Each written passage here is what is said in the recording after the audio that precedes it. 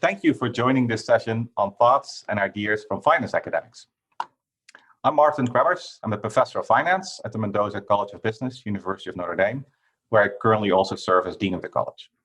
We have 4 terrific speakers in our panel that I will be moderating. Collectively, the 4 speakers will be discussing 3 closely interrelated topics. First, the case for sustainable investing and the importance of sustainable investing as a topic for academic research. Second, the progress made so far in integrating work on sustainability and sustainable investing into mainstream academic research in accounting and finance, but also mainstream accounting and finance practice. And third, interesting future avenues of academic research in sustainable investing. Each speaker will start with some fairly brief introductory remarks, followed by moderated conversation. In the order of their introductory remarks, these are the 4 speakers. First, Andrew Karolyi, the Harold Bierman Jr. Distinguished Professor of Management and Deputy Dean and Dean of Academic Affairs at the Johnson College of Business at Cornell University. Second, David Eng, Professor and founding co-director of the Initiative on Responsible Finance and the Area Coordinator for Finance at the Charles H. Dyson School of Applied Economics and Management at the Johnson College of Business, also at Cornell University. Third, Martina Linnenlueke, Professor of Environmental Finance at the Center for Corporate Sustainability and Environmental Finance at Macquarie Business School. And fourth, Tom Smith, Head of the Department of Applied Finance and the Center for Corporate Sustainability and Environmental Finance, also at Macquarie Business School. So welcome also to everyone joining the session again, and welcome to the 4 panelists. So the format of the panel is that first, each panelist will make a brief introduction and opening statement for about 5 minutes or so each, followed by a general conversation shared by all 4 of the panelists. So to start, I think an important goal for many is to align mainstream financial markets and also mainstream financial academics towards a society with sustainable, shared prosperity, including long-term environmental sustainability. There seems to be a huge need, and thus there's a huge opportunity for finance academics to fill a gap in knowledge towards business-oriented solutions for sustainable finance. Now, you, Andrew, you were involved with an early initiative when you were the executive editor at the Review of Financial Studies. Can you tell us about how it came to happen and what was the outcome? Happy to do so, Martin, and thank you very much for hosting this panel and to my fellow panelists. I'm really delighted to be here. So this is about 6 years ago. I was relatively newly in my role as executive editor of the Review of Financial Studies, one of the top tier journals in the field of finance. And I was invited to engage with a couple of organizations. One is the Norges Bank Investment Management Group, the Norwegian Sovereign Wealth Fund. And another is a group called Accounting for Sustainability, one of the His Royal Highness, the Prince of Wales charities, focused on advancing the topic of sustainability and finance. And what they had come to learn in their own domains, interacting with their own networks, was that CFOs and chief investment officers, CIOs, were craving knowledge, foundational knowledge in the field of finance, financial science, that was focused on this topic. And they had reached out to a number of us who happened to be in editorial roles, thinking of them as the gatekeepers on what is being published and what is not being published in the discipline. And they challenged us. They challenged us to ask us, why is it that we are not publishing papers on the topic when it's such an acute need for them to be able to affect the policies and changes that they want to make and to respond to their needs. Many of us were challenged in coming up with a reasonable answer, which was essentially that we can't publish research papers that didn't exist. They fully anticipated that answer. because they'd done their homework. And they further pressed a number of us to ask us, so what are you doing about it? And I think a number of us sheepishly went home back to our jobs as editors of journals, and started to think about what it is that we're doing in response to this need, this greater societal need. And one of the things I took upon myself was to explore with my fellow editors, the overseers of the RFS, the Society for Financial Studies, and explore an innovative new editorial protocol idea called registered reports towards trying to draw researchers out there, basically taking a bet that there might be actually scholars out there willing to take on research on climate finance, were they to see that there was potentially an outlet out there for them. And we basically created a competition for slots in a special volume a couple of years into the future, with the idea that we would invite proposals from all over the world on papers that would possibly fit the topic and theme. I had a couple of special co-editors in Harrison Hong and Jose Shankman, thankfully joining me in the enterprise, and great support from all those stakeholders that I've mentioned, including the sponsors in A4S as well as Nordisbank. And when we struck that competition, we opened it up and we had almost 100 plus proposals from all around the world that came forward. We knew that we were only going to be able to publish a very small subset, a selective subset, and they had to go through a number of hoops to get to that point, Martin. But ultimately, we put together what was a volume that I think is just a phenomenal volume. In May of 2020, there were a series of conferences whereby we were showcasing all of these different proposals that were then encouraged to become completed papers. And those are arguably among the highest cited papers that have been published in 2020 across all the top journals in finance, in fact. So it's been a great success. But the secret behind all of this, Martin, was also that we knew that those that weren't going to be successful in getting a place in the RFS, in that special volume, they were going to seek a way to find a place in other journals, and this would inspire other papers. So we've seen a fantastic blossoming of the number of papers. We're going to hear from several of these great papers that are coming forward from my fellow panelists. So it's just been, I think, a great success in terms of inspiring research on climate finance, sustainable finance, yeah, sure, there's still some hesitations about this new editorial protocol using registered reports, but I think that it was probably a really important effort to make in order to try to make something happen. And I'm quite pleased and proud of what we were able to achieve. Yeah, thank you, Andrew. Thank you for that overview, and I would say congratulations with helping to start this new literature in climate finance in top finance journals. Next, let's go to you, David.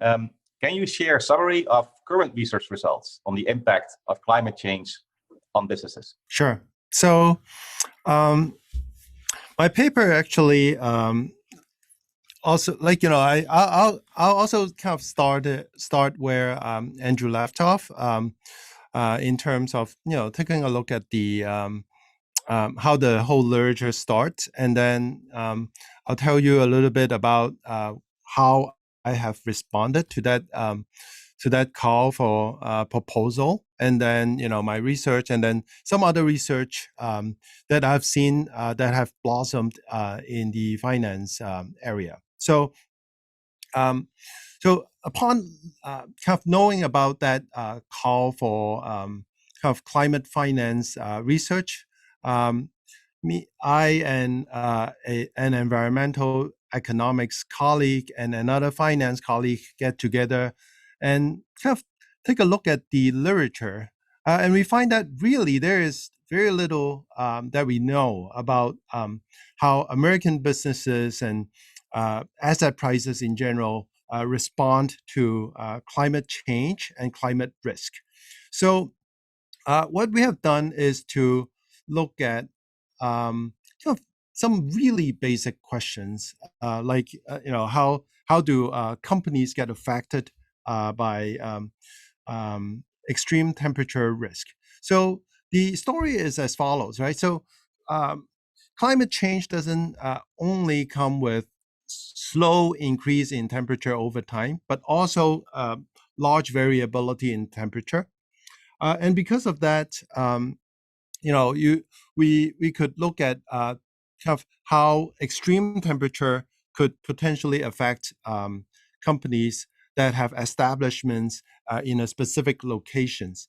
So what we wind up doing was to get data from the U.S. Department of Agriculture, which has a really detailed climate map throughout the U.S.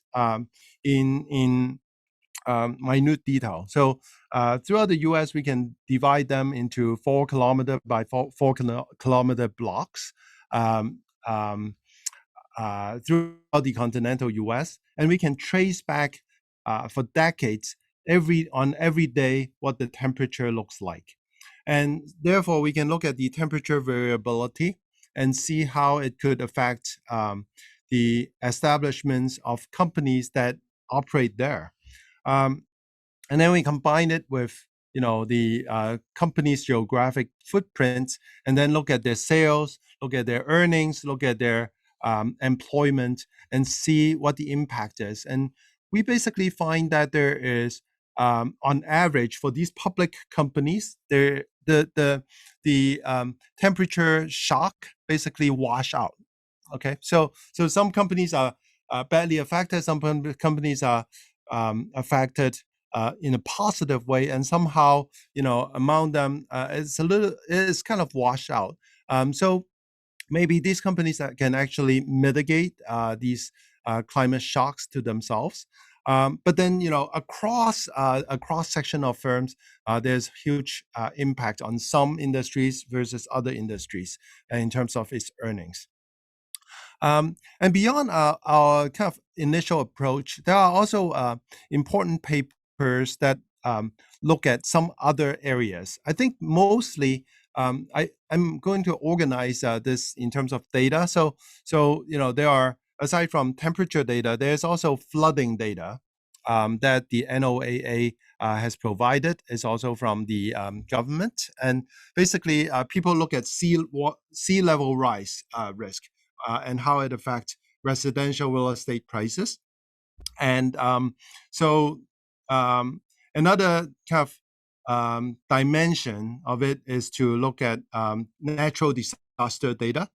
So there's a SHELDAS data set from the University of Arizona where people can trace kind of earthquake and many hurricanes and various other sets of natural disaster. And then, they can look at the impact on funds, on firms, and so on.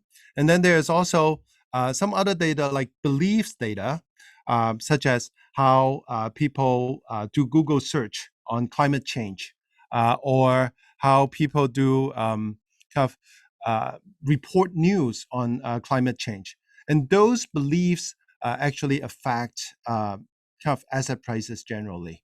So my kind of big picture reading of this literature is that the more data there is, there would be more research, empirical research, right? Like we are empiricists, finance or accounting empiricists, and we, if there are more data, there would be more research, and there has been more research. And the second thing I discover is that kind of the stronger the belief in climate change, there would be more impact on the asset prices. And also the more obvious those climate risks would be, there would be more impact on the climate change, on the asset prices. And so kind of my general conjecture is that if we can increase the amount of availability of data related to climate risk, it would really help researchers to kind of dig up patterns regarding climate risk and asset prices. It would also help companies to kind of mitigate climate risk and plan for future climate risk. It would also help the regulators to decide how to kind of manage climate risk in the long term. So that's my comments.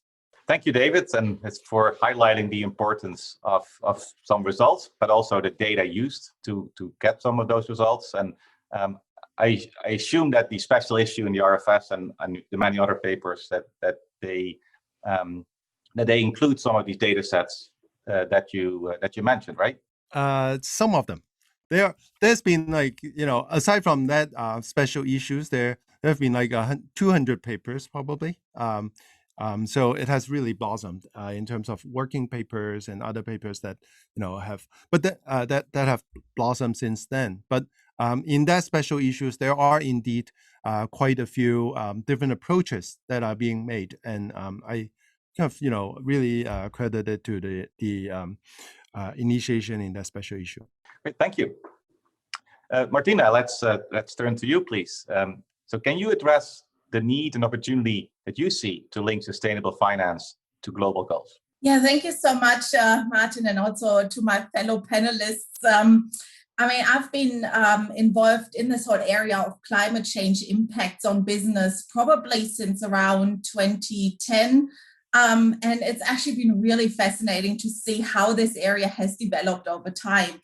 So I think initially one of the big issues was really to sort of develop the underlying frameworks to look into aspects of adaptation, mitigation. So in terms of adjusting companies to climate change impacts, but also looking into carbon emissions. And since then, the debate has obviously moved way beyond that in terms of, looking into new finance solutions to actually tackle bigger sort of issues that we are seeing, and not just climate change, but also other types of impacts that we are noticing in the natural environment.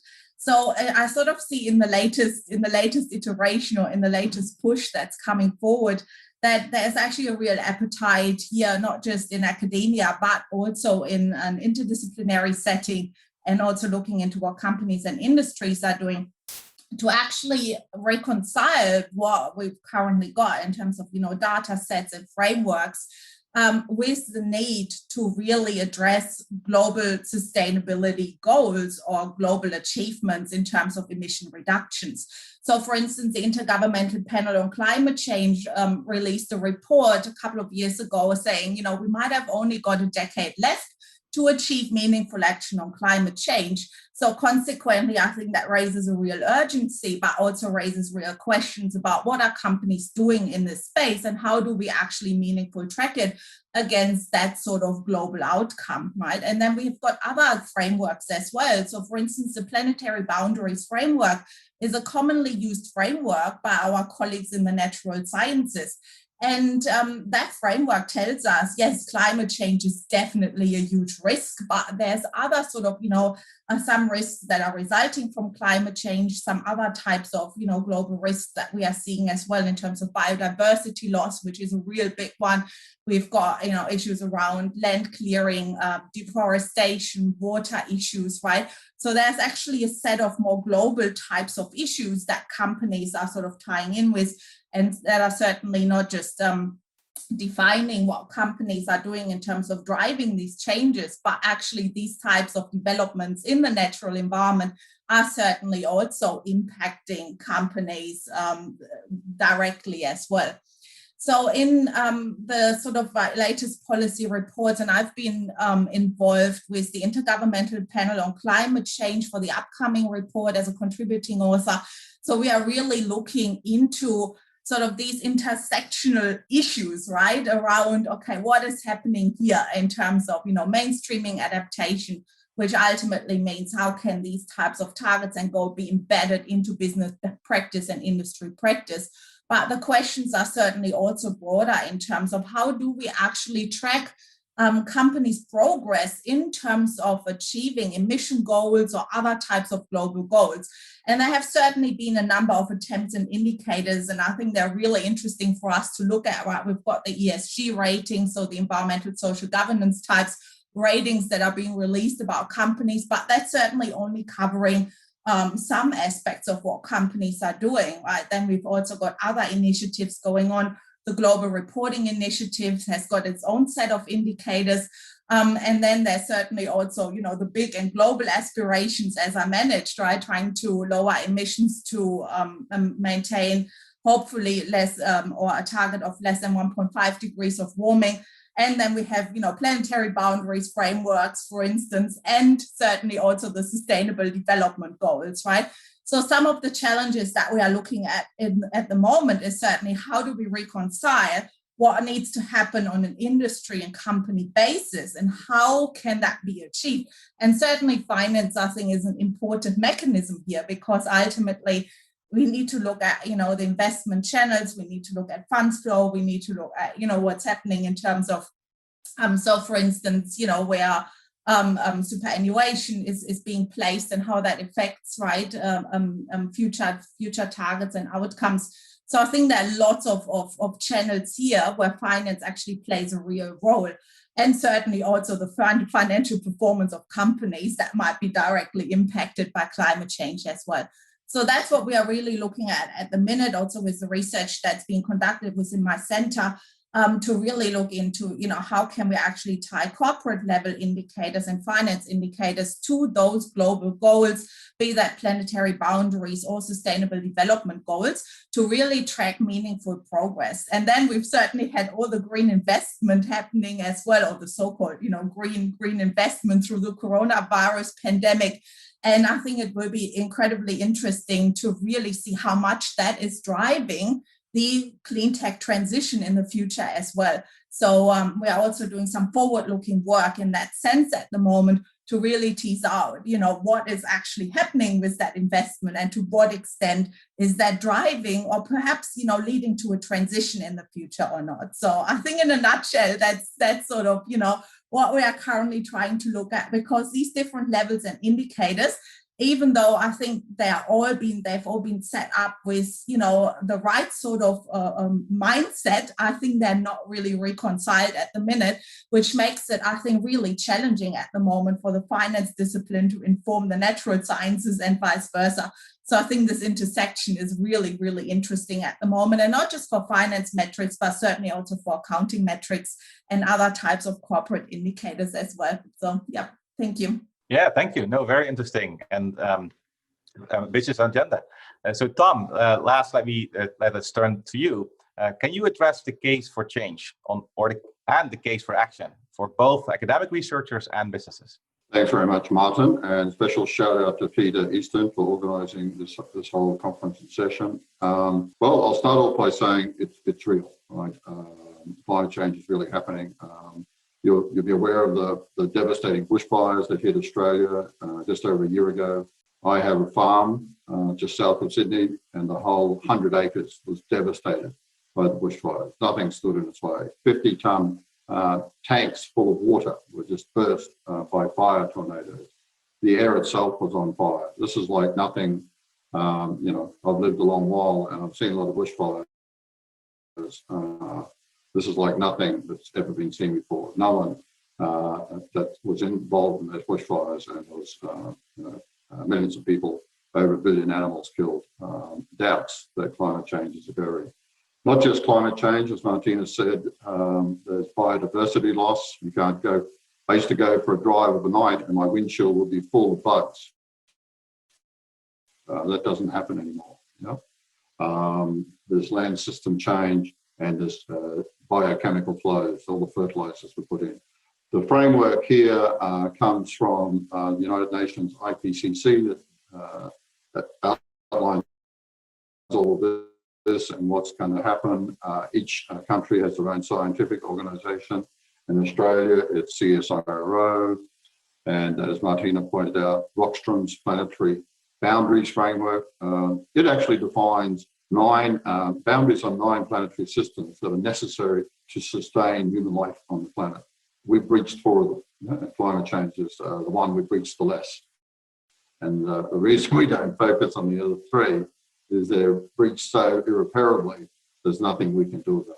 There's nothing we can do about biodiversity loss. There's nothing we can do about biochemical flows. there's very little we can do about land system change. But something we can do something about is climate change. And it's not the effect that humanity is having on the environment. It's very much the opposite, right? It's the effect the environment is having on humanity, right, which is the trouble. And that's a very important step in lateral thinking to think about this issue. There's legal pressures as well. Heathrow tried to do a third runway that was stopped because of the obligations under the Paris Accord. The Netherlands tried to skimp on their climate change action, but that was stopped by the courts because the science said the cuts had to be in the range 25 to 40%. But it's not just all threats, right? There's opportunities as well. And evaluating opportunities, Martina's own work and Bloomberg in industry research has come up with the idea that there's more than $20 trillion in wealth and GDP to be added by a transition to climate change. That's a hell of a lot of money. Right? Where does accounting and finance come in? Well, we're pivotal, right? We're absolutely pivotal because we can put the dollars and cents on these threats and opportunities, right? All the tools that we have can be applied and we can invent some new ones to evaluate these threats and opportunities. And that is essential for anyone making business decisions going forward. So thank you very much, Martin. I'll throw it back to you. Thank you all for your introductory statements. And so now we're going to more of a conversation where each of the panelists, I'm going to start with a question for you, Andrew. But then everyone on the panel, please feel free to jump in. Otherwise, I will direct the next question. So, Andrew, can you share a bit about what you mean by knowledge co-creation? The idea is to advance relevant research in business towards climate finance. How to do that through knowledge co-creation? What is it? How does it work? And can you give us some examples? Thank you, Martin. Actually, it's something I've talked about in several different fora recently, but it's so critical for business and management research right now writ large, which is to recognize the power of creating knowledge, not just within the academy, within the silo of the academy, but in partnership with industry. And that's what we really mean by knowledge co-creation. And I should say private sector, but I mean more broadly than that, multilateral organizations, NGOs, associations. But the idea is that the academy is not just creating knowledge onto itself. You've actually heard a number of examples from Martina, David, and Tom of their own respective examples of the importance of this kind of knowledge co-creation for important things like climate change, talking about financing and finance related to climate change. It's what's different, you might ask. Well, it's more than just going beyond university centers and institutes. It's the idea of creating hubs of many organizations, multiples of centers and institutes in different academic units, universities around the world. And it's sort of leveraging the power of many with a kind of a fixed term for a particular project and a clear deliverable. So you heard Martina articulating beautifully some of the most acute challenges of the day right now, which is basically the challenge before business around the world to define what materiality means in terms of climate change related, risk related disclosures that are about to be imposed upon them. I'm going to say imposed, mandated from major organizations. This is the SEC here in the United States in cooperation with IOSCO and their respective equivalent peers around the world. It's IFRS. You heard the Global Reporting Initiative that Martina mentioned as well. So to answer this immediate challenge, which is literally the challenge of the day for companies, one example I like to give is this, the Accounting for Sustainability and their CFO Leadership Network that basically took it upon themselves to build a team of academic scholars together with Ontario Teachers Public Pension Fund, Ontario Municipal Employees, Brookfield Asset Management, the Caisse de dépôt et placement in Quebec, the New Zealand Superannuation Fund, and the Financial Reporting and Auditing Standards Group of Canada.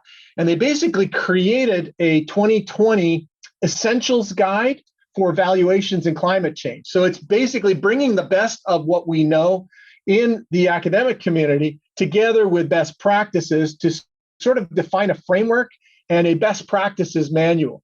The report is grabbing a lot of attention as a workable framework, and it's guiding a lot of the policy discussions with respect to the SEC, the IOSCO, the IFRS, and GRI that we were talking about in defining what we mean by materiality and how to guide what will be the optimal kinds of disclosures that we mandated for publicly listed companies and many beyond. So that's what I think of as the power of knowledge co-creation for the kinds of questions we're talking about. Hey, thank you.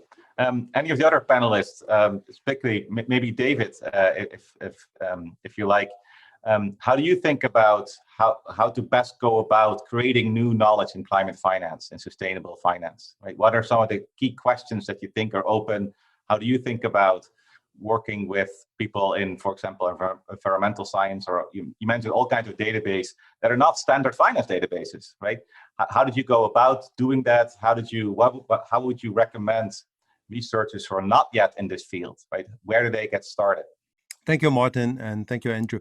I think it's really a whole wide new world out there, like, beyond the basic finance data that people look at, stock price and, earnings, earnings forecasts, and so on. When we are really talking about climate change, there are really a lot of kind of physical science data that we can look at.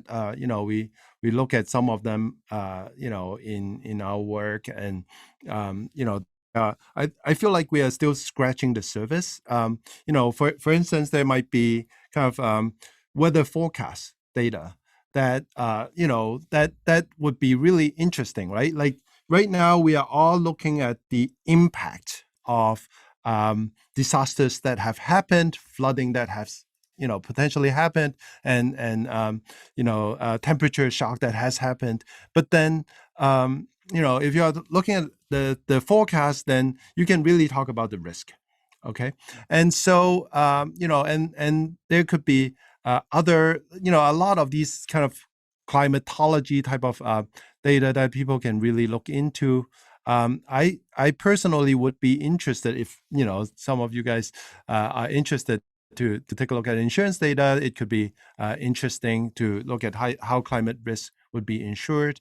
And I just feel like there are a lot of new data set that we can bring into the table to answer these important questions that are kind of affecting climate change and company mitigations and policy kind of decisions on what to do about carbon tax or cap and trade type of thing issues. So I think a lot more can be done. There could also be things related to kind of company specific pollution quota, or whether or not they are kind of under the line or above the line in terms of how much kind of regulation would be imposed on them. So I think there is really a whole wide world out there.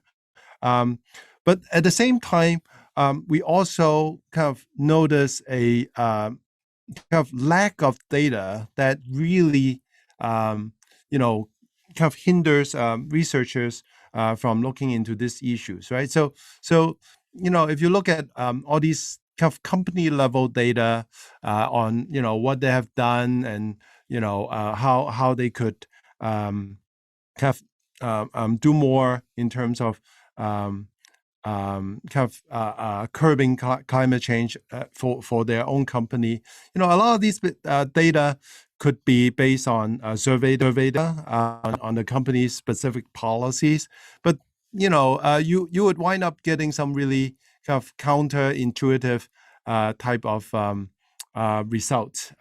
If you look at these surveys data, that sometimes they just check a box, and it doesn't really kind of signal the level of dedication or the level of attention that they are paying to kind of organize their business towards mitigating future harm to climate change. So I think around this theme of kind of potential research topics and potential data that we can look into, I think there's really a whole wide world out there. Thank you, David.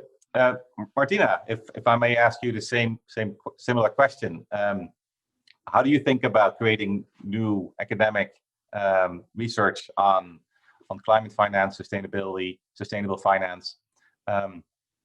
What do you think is the future of sustainable investing? So I agree very much with the points that Andrew and David has raised already. I think the real challenge for us is to work at the intersection, first of all, with other fields. So with our colleagues, that are not traditionally just situated in a finance setting, but then also we have got the challenge that I think, because this is just such a relevant topic for practitioners, that I think we really need to engage as well with, a policy audience, an executive audience, because I think the topic is just too important than just to be limited to our journals, right? So I think we actually have a really great opportunity here to do a lot of translational sort of work that is actually really informing business practice as well. So we have, within my center, we've got a few initiatives that are happening just sort of at the local level. What we normally like to do is just to invite practitioners along. So we are situated in Sydney, which is fortunately, major global finance hub. So we do have, a lot of the practitioners around as well, working on all sorts of different topics. And that just makes it really exciting for us as well. So we have that sort of interface through some regular seminars and presentations, and they're very industry focused. So it's not just us coming into that audience and presenting academic findings, but we have, real co-presentation where we bring some academic knowledge in, but we also ask the practitioners to actually give us their views.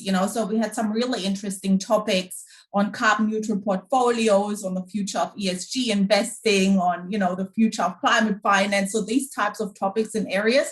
We've actually got an upcoming event again next week. So really, I think these are just great opportunities to really interact and directly translate and create knowledge at this intersection of academia and industry. The other sort of initiatives that we've been engaged in, and this is probably a little bit more research focused, but has a huge sort of policy implications as well. As Andrew mentioned, there is going to be more work to be done in terms of, climate risk related financial disclosures. And so we have a project which is essentially focused on working together with the Australian Accounting Standards Board, so the AASB and the AUASB as well, which is the Auditing and Assurance Standard Board. And there was this particular project, which is funded through the Australian Research Council. We are looking into, what types of metrics can we actually use in terms of, capturing impacts of climate change on companies? How can this reporting requirement be done in a way that it is not too burdensome for companies, to work out what exactly is going to happen in the future, but that we still capture the impacts on climate change of on the company, but also what companies are actually doing to perhaps adapt to and mitigate to climate change. And I really sort of enjoy working on these projects because I feel that it's just this direct translation into like a policy setting as well of the work that we are doing. Besides that, we have also been working a lot with colleagues across different disciplines. So within my center, that we've actually got scholars from all sorts of different disciplinary areas. So we've got some economists in the center, we've got accounting scholars, we've got finance scholars, management scholars, and also our colleagues from the environmental sciences, even biological sciences. Yeah, and I think it's just such a wonderful opportunity. It's very non-traditional in terms of, there's this interdisciplinary research, and we need to do a lot of groundwork to really arrive at a common language, because different fields have often got similar ideas, but they're not necessarily expressed in the same way. So we've produced, I think, some really interesting work around, not just climate finance, but climate and health impacts, for instance, economic impacts of climate change and so on. And I think, in the future going forward, I think there is just a lot of opportunity for us to really have that fertile debate across different disciplines to come up with solutions that, go across just a single disciplinary focus. Thank you, Martina. And that sounds really exciting, how you get scholars from different disciplines to actually talk to each other and work together and even do research together. Really cool. So Tom, can I ask you, what are your thoughts? Thank you, Matt. Most of it's already been covered. As I said before, it's using our existing tools and hopefully establish new tools in putting dollars and cents on the threats and opportunities around global environmental change. But you're right, the climate scientists and the climate economists are very approachable, right? They live and breathe this stuff. For example, Martina had Michael Mann do a podcast with us, right? And he's probably the most famous climate scientist, right? Who is the hockey stick is attributed to him, the rapid rise in temperature. But he is the most approachable person, mainly because I think some of these people, their research has become, especially in the US, like political objects. So they've had to become not just scientists, but proselytists for what is actually going on. And they're very good at outreaching. They're very good at communication. We had very little trouble communicating with Michael. He was fantastic. I mean, even dyed-in-the-wool finance people that don't believe in climate change, like Bob Whaley. We're working with him trying to come up with a climate fear gauge, right? That might be coming soon as a product on the CBOE soon. But those sorts of things, those sorts of initiatives. David gave us a very good example of working with the climate economists, right? And that worked out very successfully. Thank you, Tom. Andrew, if we can go back to you. If you were to push for another understudied topic for young scholars, like beginning researchers, maybe PhD students, identified via a knowledge co-creation effort like climate change that you would push, what would it be? What understudied topics, what would you suggest? I get this question regularly, Martin, and it's kind of fun to think about. Young scholars in accounting and finance are always looking for the hottest, newest, most important things. And I think, what's relevant for society?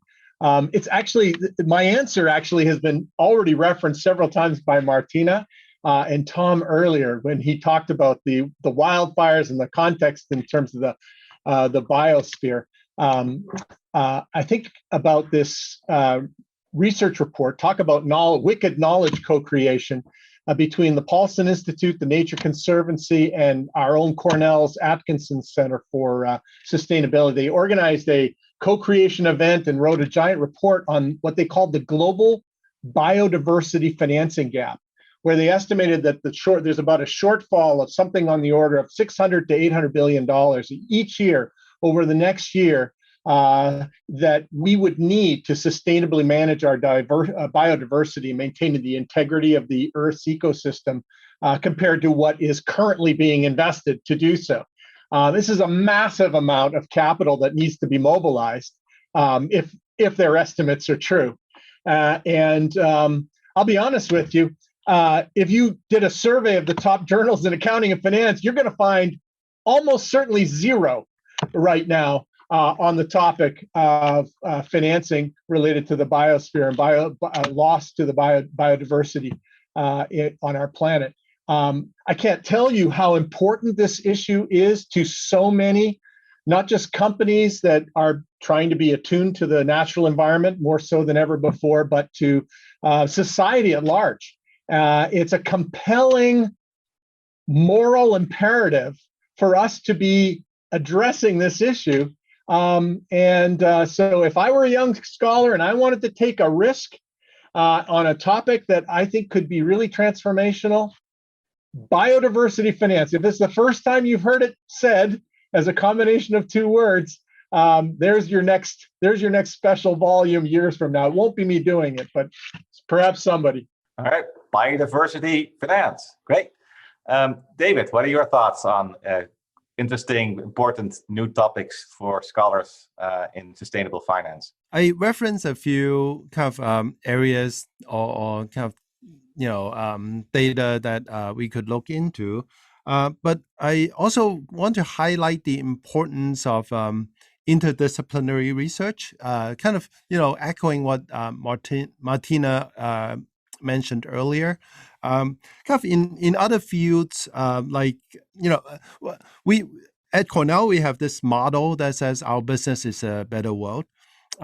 Basically, we want to kind of combine business, finance with other disciplines that really study the welfare of people and the environment. So I think it would be a really I kind of did some of it myself, but then I think it would be really interesting if people can work with economists as well as other people from other disciplines who are experts in these particular fields. For instance, the environmental economists have kind of really looked into various issues regarding various aspects of the environment and energy, the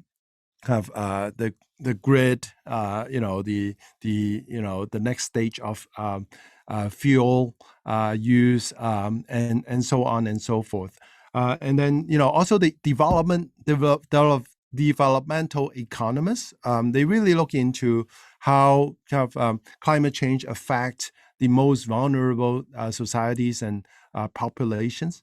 And so I think those are kind of some of the areas that people can really look into, as well as the natural scientists who look into kind of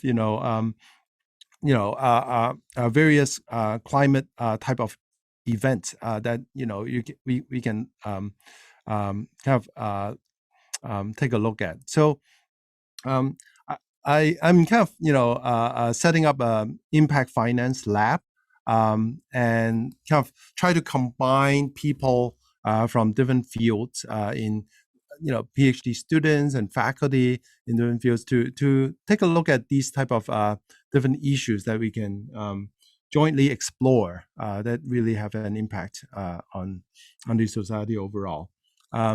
I noticed that there's actually a Cornell alumni who did some really interesting venture recently. He set up like a nonprofit foundation that look at how innovative finance techniques can be used to finance the fighting of forest fire by basically raising funds to thin out the forest ahead of time, and by kind of combining different finance structure to people who have a vested interest in preventing forest fire, he can achieve a win-win type of solution for fighting forest fire in California. And he actually kind of, managed to land several contracts that do that. So I think those are type of examples that, finance techniques can really be helpful in the real world setting as well. Well, thank you for a broad array of issues and questions, and I really also appreciate your, again, emphasize, like Martina previously did, the importance of working with scholars in different disciplines other than finance and accountancy. So Martina, what do you think is the future of sustainable investing, and what do you think are interesting areas for future research? Well, I think we certainly have a lot of work to do going forward, right? If we want to address these types of challenges that we are seeing at the moment. I absolutely agree with Andrew regarding the importance of biodiversity and nature-related topics. I think that's going to be sort of, the one of the next frontiers, definitely, especially now since the G7 finance ministers have essentially backed the establishment of this new task force for nature-related financial disclosures. So I think we will see more happening in this particular aspect, same as with the climate-related financial disclosures that have certainly already prompted a lot of research. I think it's great what David mentioned regarding, the impact lab. I think that is just definitely, going to actually, get us also beyond the academic boundaries to actually, make a meaningful sort of, impact and then create some meaningful change in the world as well. I think beyond that, there's certainly so many areas that I can think of. I think one area that is of interest at the moment, to me personally as well, but also I think to the broader area, is definitely the intersection of sustainable finance or climate finance and digital finance. So we're very fortunate that we just got, significant government funding in that area as well. And Tom can probably say a few more things about that as well. But I think it's just such an interesting intersection, because we see new digital solutions emerging, but at the same time, they're not necessarily all without their own problem when we think about, just the environmental impacts that are affiliated with blockchain and, cryptocurrency mining. But I think we also see a lot of new tools coming out in that area in terms of, carbon footprint estimation and what that actually means, for credit assessments for customers and whatnot, right? So I think this is going to be a really fascinating area to look at. Also, again, with a lot of impactful and practical applications. I think what's going to be really interesting and I think really important in the future as well is to actually consider the role of developing countries in all of this as well. We've certainly, got a lot of literature that focuses, on the US market, certainly also, some of the European or UK markets. But I think what's completely, where we have got a big sort of gap in our knowledge is still what's happening in the developing parts of the world. But I think there's just so much happening there in terms of, recent developments where markets are being established, where markets are opening up, where we see lots of new developments happening. China certainly comes to mind, but, I think there's also a lot of interesting development happening, for instance, in India and certainly also in Africa, where we see a lot of, climate finance is actually being sort of, transferred into those sort of areas to try and build new solutions in terms of, adaptation mitigation. So I think that's definitely going to be a really, really important area, I think, for us to monitor as well, right? Because ultimately the solutions are not just coming out of the developed world. I think the developing countries will have just such an important role to play in all of this, right? And I think a topic that's also close to my heart is always thinking about, transition and what's happening in terms of, us transitioning to a low carbon future. And we certainly also need to think about how that can be achieved in terms of, investment, what that actually means. I think, again, a really fascinating area. Great, thank you. We're almost to the close of our session already. So in the final few minutes that we have, I would like to ask, starting with Andrew, to come maybe some closing thoughts. Well, my closing thoughts are thank you. I thank you, Peter Easton, the entire Center for Accounting Research and Education, the whole conference idea that we're party of, for bringing attention to this important issue. And I'm really grateful to my fellow panelists for sharing the enthusiasm that I have for all that we can do. And if, for those of you who are listening in, I guess my message to you would be, if you're on the margin and thinking, is this an area where I want to get involved as a scholar? Do I want to take a chance and push some research in this area? Let me offer to you an unequivocal yes, come, you're welcome. This is what we need. This is what the world needs. Society needs for us to be focusing our attention on this. So unequivocal yes. Thank you, Andrew. And thank you so much also for participating in this panel.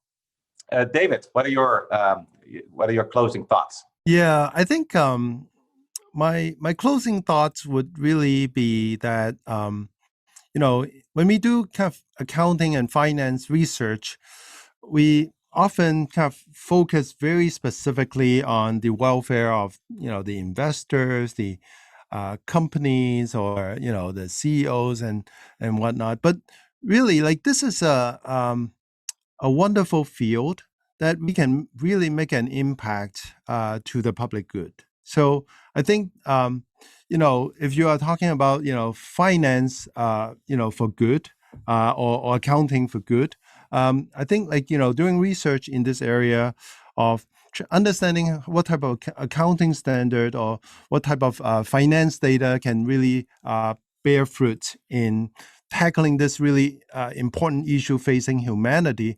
I think, I echo what, Andrew mentioned just now.